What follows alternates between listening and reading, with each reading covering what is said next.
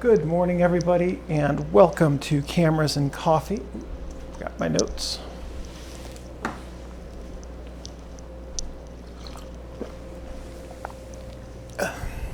In today's video, let's see, we're going to talk about nothing super consequential in terms of news today. The biggest item is, last week we talked about the EOS R5 having 8K, the A7S II replacement, whatever it's going to be called, and I forget who it was who pointed out quite rightly that 8K is larger than the sensor size as predicted to be on that camera, but I think 5K is not, so that camera could have 5K.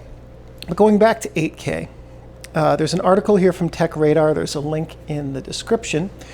It's by Mark Wilson, and it's titled, Sharp Takes on Canon EOS R5 with World's Smallest, in single quotes, 8K interchangeable camera.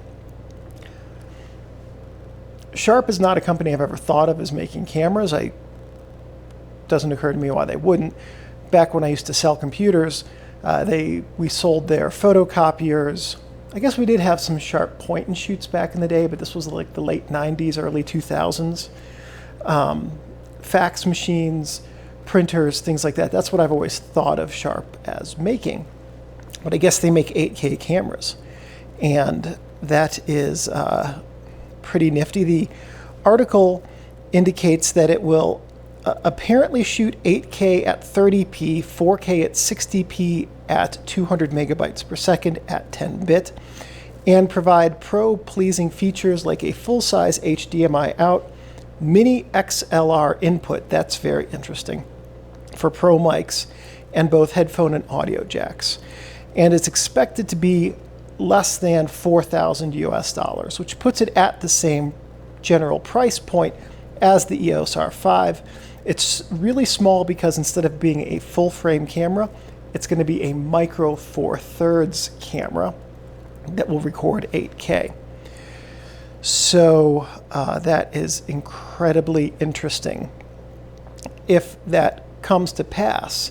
And if it is a super small, the renderings of this camera, by the way, in the article, there's at least one, do make it look really, really tiny, judging by the, assuming that the strap lug size is the same size as a normal strap lug, it's going to be an incredibly small camera.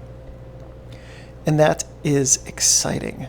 So, at any rate, the other interesting article that I read this week was on, again, the Sony A7S II replacement. And it indicated that it's expected to have the best electronic viewfinder ever released. And that stands to reason, because those have been improving in the same way that screens on the back of cameras have continued to improve. But when I originally thought about that, it didn't occur to me that the EVF would be a big selling point on cameras. But it does make sense because no EVF on the market today has a resolution that is as good as even an entry-level DSLR's viewfinder. The image size might be larger, but it's not going to be as sharp or as responsive. With an optical viewfinder, you're seeing what the lens projects onto the focusing screen in real time, and you're actually seeing the image straight from the lens. So a really good lens will look really, really good in an optical viewfinder, whereas with an electronic viewfinder, what you're seeing is the maximum resolution of that little tiny screen, and if the resolution is not as good as your lens, you're not actually seeing truly what the lens is going to deliver to your camera's sensor. And that's a major and important distinction. So having a better EVF will be a really nice step in a good direction for anybody who wants to use the camera with that EVF, which is a nice way to save battery life. Because at least on the current generation of the Sony A7S II and other cameras that use the same NP50, I think is the battery that it uses, it pretty much decimates batteries really quickly. When I do one of my hike logs, for instance, I tend to bring 8 batteries with me. Usually we'll go through 4 to 5 of them, and that's not uncommon at all. So it's just recording an hour and a half to 2 hours of 4K video is with in-body image stabilization and all of that is pretty taxing on the camera, especially because, at least for me with most of the hike logs, I'm not holding the camera up to my eye because I don't want to walk off a cliff. That's my preference anyway, is not to do that. So I'm usually holding the camera at waist level or slightly up and looking at the flip out screen, and that does admittedly drain battery very quickly. So so a better EVF will be really, really nice for still shooters or people who are stretching out their battery using the EVF instead of the main screen on the camera. The other thing that I think it was the same article said was that it's anticipated that a better power source, a more powerful battery, will be used than what the A7S II used. Also, that would be good because, quite frankly, the A7S II's batteries are anemic. They do not last very long. By comparison, if I go out and I have shot stills only with the A7S II and the Pentax K1, my A7S II batteries are all less than 6 months old. My Pentax K1 batteries are all at least 4 years old. A couple of them go back to when I got my K7, 9 years, no, more than that, 9 years ago. And even though, and those old batteries, those 9-year-old Pentax batteries, hold a charge about as long, take about as many photos, that is, as the A7S II batteries. The new Pentax, by new I mean the 4-year-old Pentax LI 190, I think is the designation. Anyway, the Pentax K1 batteries that are 4 years old that came with my K1, I can shoot with them for almost a day doing just stills. They just hold a lot of juice still, and they hold way less than they used to. So at any rate, battery life on the Alpha series, because it's to be expected, the cameras are always in live view. I don't use my K1 in live view often. I mean, I will for critical focus, but generally it's all optical viewfinder, which helps preserve battery life. So it's not an entirely fair comparison to pit the two against each other, because I have to use live view with the Alpha 7, so that's always running the sensor, always running a screen. Okay, so a bit different. I suspect that if the Pentax batteries were powering an Alpha 7, they'd probably last just slightly longer. Got off on a tangent there. So a better battery life, better power pack would be a nice feature to have on the next generation. But let's get back to the EVF. I got off track there and I didn't mean to.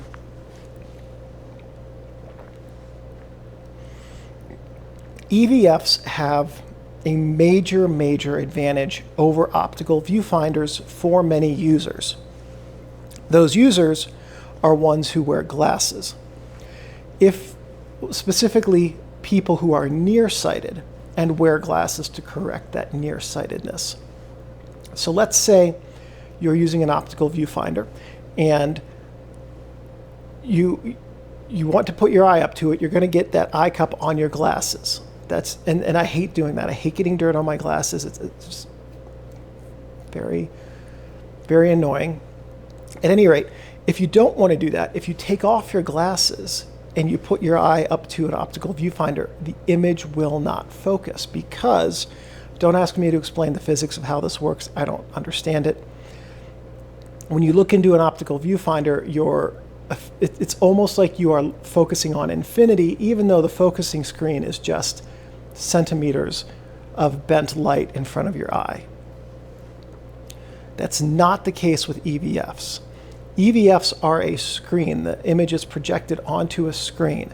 So I can take my glasses off and look into the EVF of my A7S II, and the image is sharp, which is really nice, because not having to use not having to have that gap between my eye and the focusing and the viewfinder makes it a lot easier to compose the image. It makes the viewfinder darker, so it's easier to see the fine details. It makes it easier to focus. I don't lose any of the image on the periphery of the frame like I do with many SLRs and DSLRs. The K1 is not one of those. It has a great viewfinder. But using an EVF for people who are nearsighted and who can do close focus like that with their eyes without their glasses is really helpful. So one thing that I would like with if in the unlikely event that Sony is watching this, if there were one thing to do with the EVF that would be a really nice step up from the Sony A7S II EVF, it would be having an eye cup that can telescope out maybe 1.5 centimeters. And the reason being that would allow people who wear glasses, who can't focus quite as close as the EVF, to pull out the eye cup a little bit, put their eye up to it, and still use the viewfinder effectively without their glasses on. So if there were a minor technology, it's not even a minor technology, if there were a minor refinement to be done that could make that EVF really nice to use for a large percentage of users, that would be it.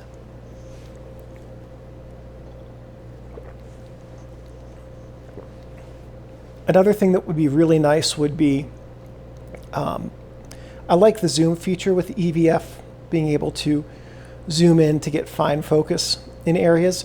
Just a little bit more zoom reach would be really nice. I know that once you zoom past 100%, you're not really doing anything to help your fine focus. But if there were a way to zoom in just a little bit further, I think right now you get slightly past 100% with the A7S II. But there are occasions where it's just still a little bit hard to obtain fine focus, especially with low contrast lenses or in low contrast settings. That's all.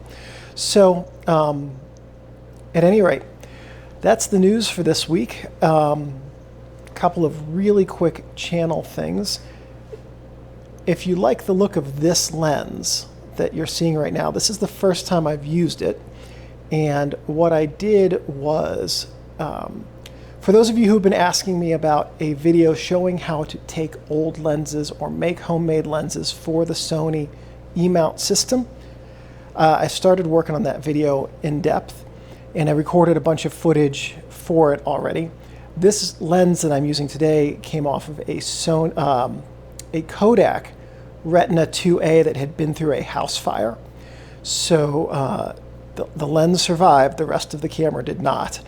But so that's what lens I'm using right now. Should have a slightly different look than the Yashica 45 that I've been using for the last few months. I'm waiting for a couple of other lenses to arrive, and then I'll be able to put that video together and show some sample images of what different lenses look like once they've been modified. It really is pretty easy to do the whole thing. It just takes a little bit of practice and ingenuity and picking out of the correct rangefinder, because not all rangefinder cameras work. And if you get one that doesn't, like I did, I got a Minolta Himatic 7 that I was going to take the lens off of. The whole thing fell apart. The lens did not come off as a single unit. So I'm not sure what I'm going to be able to do with that. But at any rate, I'll give you some pointers on picking out cameras to use to scavenge lenses from as a final use of that camera, quite frankly. So, and also, today I'm going to start practicing with the gimbal that I got to make the hike videos a little bit more steady. So hopefully the hike videos that I start recording this coming week will be a big improvement in terms of reduced shaky cam over what I've been producing to date. So thank you everybody for watching. Have a good Monday, and we'll see you again later this week.